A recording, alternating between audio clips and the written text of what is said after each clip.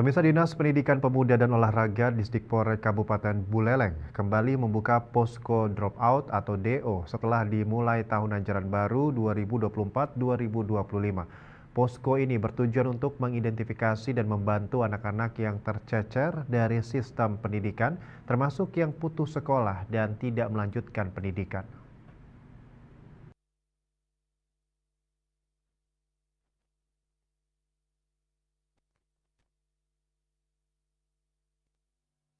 Tugas berat menanti koordinator wilayah di 9 kecamatan. Mereka akan bertanggung jawab dalam mendeteksi siswa-siswa yang tidak melanjutkan sekolah. Mereka nantinya akan melakukan identifikasi dan pendataan di masing-masing desa di wilayahnya. Setiap korwil nantinya akan bekerja sama dengan pihak desa maupun kelurahan.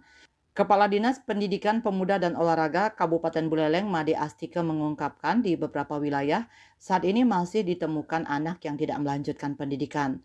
Sejumlah faktor menurut Astika menjadi penyebab anak usia sekolah enggan untuk melanjutkan pendidikan. Pihaknya akan mengumpulkan data dari Korwil untuk menangani anak-anak ini.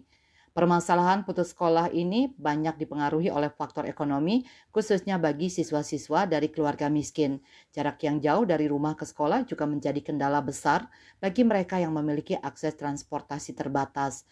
Selain itu, kurangnya informasi kepada orang tua dan rendahnya minat siswa serta orang tua terhadap pendidikan juga menjadi penyebab lainnya. Siswa-siswa yang tercecer ini juga bisa disebabkan oleh sakit atau disabilitas yang membuat mereka tidak mampu melanjutkan pendidikan. Pihaknya akan berupaya keras untuk mengembalikan mereka ke lingkungan pendidikan. Yuda melaporkan.